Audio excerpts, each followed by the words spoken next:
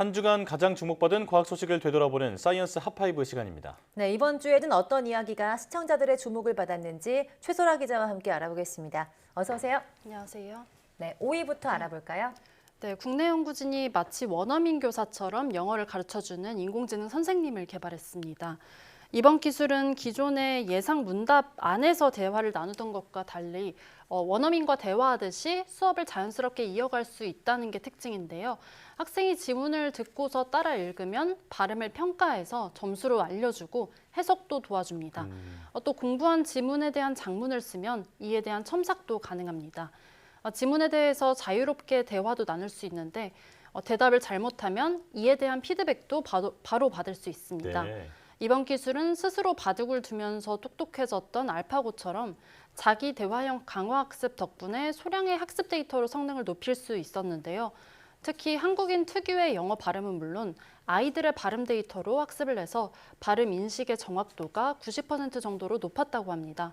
연구진은 기술 이전을 통해서 이르면 올해 말에 상용화를 준비 중인데요.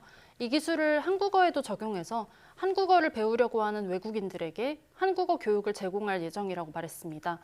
또 이 밖에 수학과 역사, 직무 교육 등에도 적용이 될 수가 있어서 활용 가능성이 커 보입니다. 네. 이게 상용화가 된다면 진정한 독학의 시대가 열릴 것 같습니다. 자, 다음 소식은 뭔가요? 네, 지난 주말에 지구촌이 우주 쓰레기 문제로 바짝 긴장을 했었습니다. 중국이 지난달에 쏘아 올린 우주 발사체 창정 5비호의 잔해물이 지구에 추락할 것이라는 예상이 나온 겁니다. 예. 창정 5비호는 중국이 독자적인 우주정거장을 만들기 위해서 부품을 실어 보냈던 대형 발사체인데요. 이 발사체 가운데 일부인 무게 21톤, 길이 31m, 직경 5m로 추정되는 부품이 지구를 떠돌다가 지구에 추락하게 된 겁니다. 네. 이번 사건은 결국 우리 시각으로 지난 4일 저녁 7시 1분쯤에 잔해물이 남아메리카 서쪽의 태평양 적도 부근에 최종 추락하면서 마무리됐습니다. 다행히 바다에 떨어져서 인명피해 같은 큰 피해가 생기지는 않았는데요. 다시 한번 우주 쓰레기 문제에 대해서 경각심을 불러온 사건이었습니다. 네. 지난 여름에 중국은 창정 5비호 발사로 인한 우주 쓰레기 우려가 나왔을 때 발사체 파편이 대기권에 진입하면서 대부분 소실될 것이라고 주장한 바 있습니다. 하지만 이때 주장과 달리 대기권에서 다 타지 못한 파편이 지구로 추락을 한 겁니다. 네.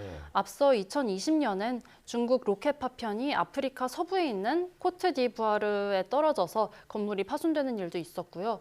또 지난해에는 미국의 시골 농장에서 스페이스X 발사체 잔해가 발견된 일도 있었습니다.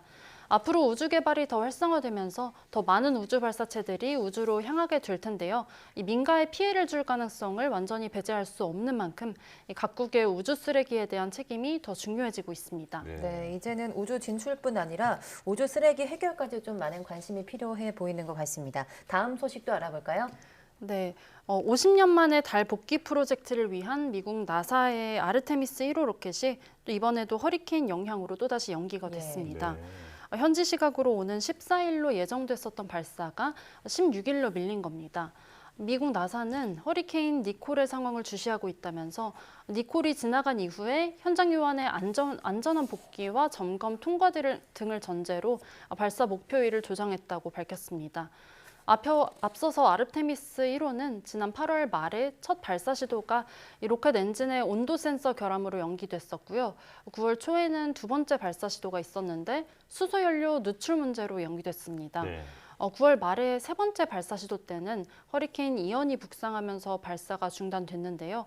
이후에 지난 4일 조립동에서 나와서 발사대로 아르테미스 1호가 이송이 됐습니다. 그런데 이번에 네 번째로 연기가 된 겁니다. 나사는 이번 허리케인 니콜의 접근에는 이때는 아르테미스 1호를 조립동으로 옮기지 않을 예정이라고 밝혔습니다. 대신에 허리케인의 접근에 대비해서 로켓과 우주선 내부 전원을 끄고 또 각종 고정 장치로 기재를 단단히 고정했다고 밝혔습니다. 네. 만약에 오는 16일 발사가 어려울 경우에 예비 발사일은 19일로 잡혔습니다. 네. 이번이 네 번째 연기인데 자꾸 연기가 되다 보니까 언제 과연 발사가 될 수 있을까 궁금해집니다. 자, 이제 2위 소식이죠. 네, 지난 8월에 발사돼서 달을 향해서 날아가고 있는 한국형 달 궤도선이죠. 다누리가 보내온 반가운 사진이 시청자들의 주목을 받았습니다. 네. 다누리는 지구에서 150만 킬로미터 떨어진 우주 공간에서 지구를 돌고 있는 달을 촬영해서 보내왔는데요.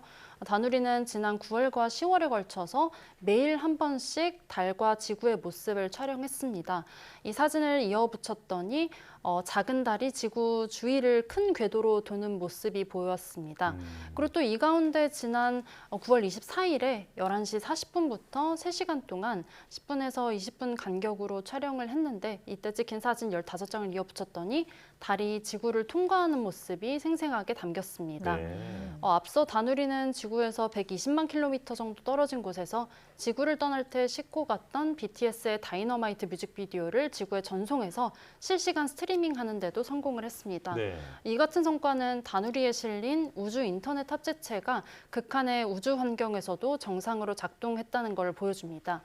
현재 다누리는 최대 원거리 궤도를 돌아서 지구로부터 약 105만 킬로미터 떨어진 곳에서 초속 540m 속도로 이동 중인데요. 오는 12월 17일까지 약 600만 킬로미터를 항행해서 달 궤도에 도착한 뒤에 12월 말에는 달 임무 궤도에 진입할 계획입니다. 또 내년 1월부터는 1년간 달 상공 100km를 돌면서 미국 아르테미스 발사체의 달 착륙 후보지를 찾고 또 달 자기장을 관측하는 등 이런 과학 임무를 수행할 예정입니다. 예. 네, 또 반가운 소식이 들려오길 기대해 보겠습니다. 마지막 1위 소식도 알아볼까요? 네, 이번 주 밤하늘에서 펼쳐졌던 환상적인 우주쇼가 가장 큰 관심을 네. 받았습니다. 지구 그림자에 가려진 달이 다시 천왕성을 가리는 희귀한 천문현상이었죠. 지난 8일 저녁 7시 16분부터 8시 41분까지 지구 그림자가 달을 가리는 개기 월식이 있었는데요. 네. 밤 8시 23분부터 시작돼서 9시 26분까지 약 1시간에 걸쳐서 천왕성 엄폐도 진행이 된 겁니다.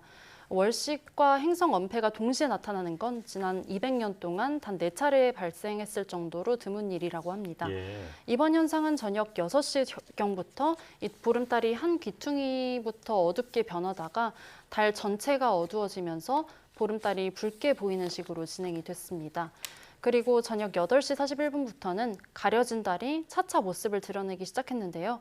이런 가운데 8시 23분에는 붉게 변한 달의 왼쪽으로 천왕성이 보였다가 이 천왕성이 달 뒤로 숨었다가 다시 1시간 3분쯤 뒤에 달의 오른쪽으로 모습을 드러냈습니다.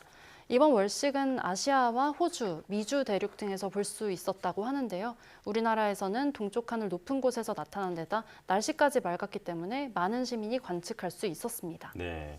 저도 사진을 많이 찍었는데 이게 휴대폰 기종 간의 성능 논란으로까지 번지더라고요. 네. 그래도 밤하늘 보면서 잠깐 여유 가질 수 있어서 참 좋았습니다.